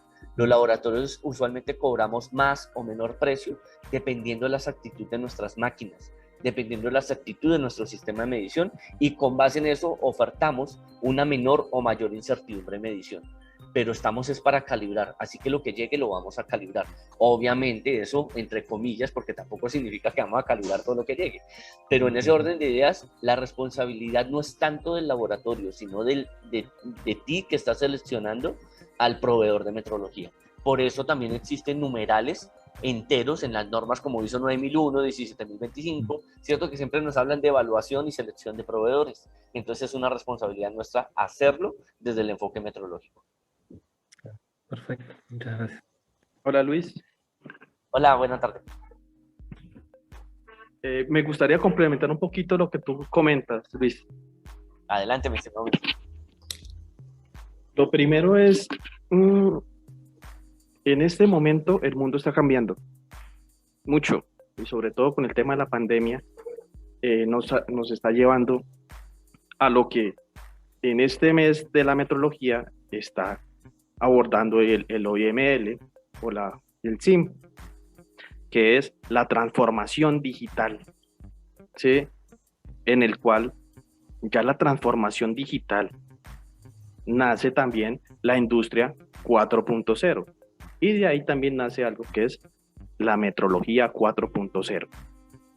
De por sí, para tú realizar una trazabilidad, la metrología tiene que llevarse allá. Algo de lo que se hablaba hace un rato eran de los certificados en papel, ¿sí? Y en realidad esos certificados en papel poco a poco se han ido transformando. Del papel, o sea, primero se llenaban a mano, ahora se llenan con un computador o con una tableta. Ya ahora salen en PDF, pero vamos a una transformación digital.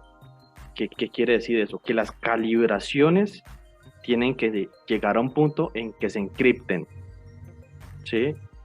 Y tiene que irse un poco más allá, de transformarse, de tener un documento físico en el cual si yo voy a hacer el ajuste en el equipo, tengo que hacer la actividad. En este caso, lo que se está haciendo actualmente, y lo que, por ejemplo, en un documento del Banco Interamericano de Desarrollo, habla de eso, de la transformación de la metrología, en el cual simplemente yo hago la actividad de calibración donde tengo un error con una incertidumbre asociada, y ese dato me lo van a entregar en un certificado electrónico. O sea, prácticamente va a ser como, no sé, por una USB, donde simplemente yo ingreso esa información al equipo de medición y él se ajusta solo. Entonces resulta de que allá nos está llevando todo el tema de la metrología, tanto así que ya se está automatizando lo que está sucediendo, por ejemplo, en Alemania, lo que veíamos hace unos días con el laboratorio Perschmann, que está ubicado en Alemania, donde todas las calibraciones las hacen robots, ¿sí? Entonces, poco a poco, la metrología se tiene que llevar a eso. O sea, no tanto es que me llegó un documento y yo lo revisé, no. Debe de haber una trazabilidad digital. Entonces, se los comento desde mi experiencia. Por ejemplo, acá en Colombia se está manejando mucho las aprobaciones de modelo, al igual que en el INTI, allá en Argentina. Pero yo, ¿cómo hago la trazabilidad directamente a la OIML? Sencillo, uno ingresa a la página, mete la información y tiene uno la trazabilidad. Entonces, no solo desde el punto de vista del documento como tal, sino que ya puede uno hacer rastreabilidad hasta donde llega el documento. Milton, ¿qué tal? Habla Marcelo, un gusto conocerte. Hola, Marcelo. Bien, sí, están viniendo en INTI y en otros lugares con código QR, algunos certificados ya están saliendo para hacer justamente lo que vos decís, tomar el código QR, la información y llevarla a la máquina y corrige automáticamente, sin ingreso de la persona. Yo creo que es una transición que tenemos que llegar todos a eso.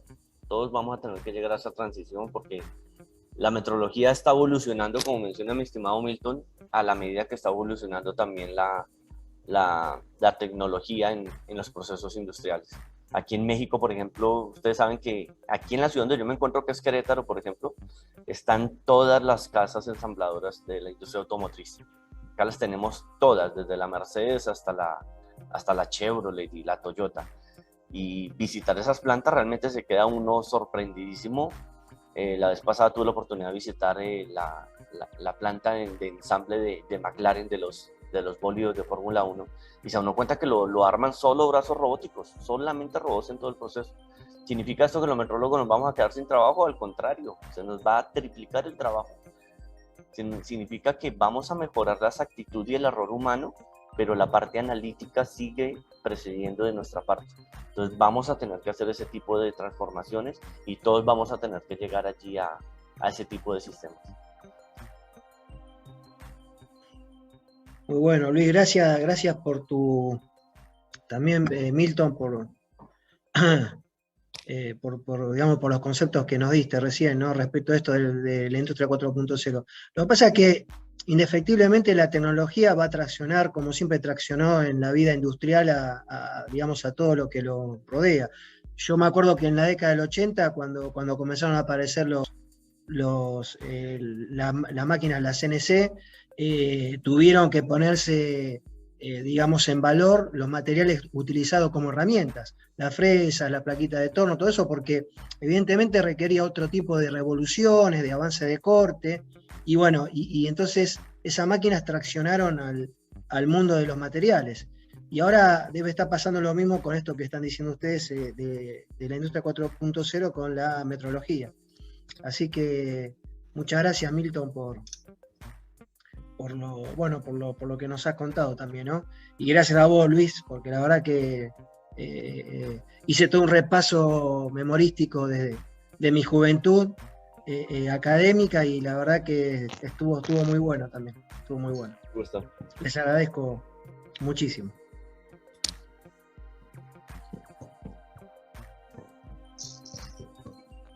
No sé si quiere hacer... respecto a la pregunta que te hizo Aníbal, de los certificados de calidad, era un tema que a mí me había sucedido en una de las auditorías, Luis, que no siempre que te den un certificado de calidad, si la empresa no está acreditada a nivel, digamos, estatal, cuando te hacen la auditoría, esa hoja de calidad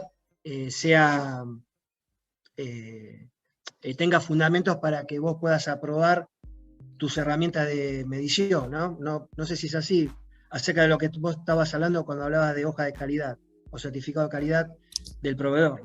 Sí, correcto. Digamos que es bueno tenerlo. En primera instancia nos da un poquito de confianza, nos otorga confianza al instrumento que estamos adquiriendo, que estamos comprando.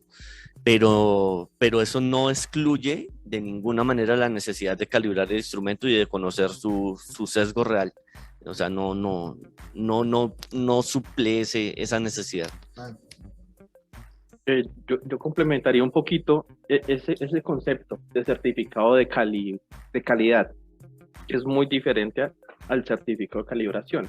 El certificado de calidad en realidad lo que hace es avalar una producción, un lote de producción, en donde yo hago un muestreo y ya sea de equipos de medición o sea de algo manufacturado, por ejemplo, una llanta de un vehículo, yo tengo un lote de 100 y saco un muestreo y le hago unas pruebas especiales de que sí cumple, que es muy diferente a cómo se realiza la calibración, que ya es uno por uno, determinar que el equipo como tal está midiendo de acuerdo a lo que se necesita, de acuerdo pues a los límites que este equipo pues debe cumplir de acuerdo a las normas estandarizadas.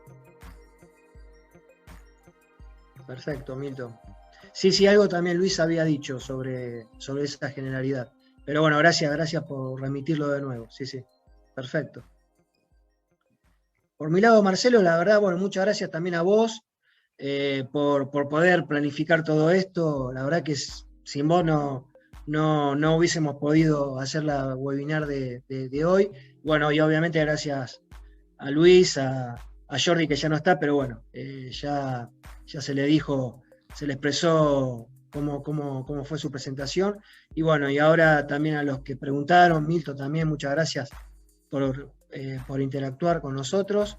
Y la verdad que, bueno, para los alumnos, para los graduados, que sé que hay muchos acá, para los docentes también que están, la verdad que es fantástico poder, digamos, interactuar a este nivel con ustedes, ¿no? Entiendo que también hay empresas y espero que también les haya servido, ¿no?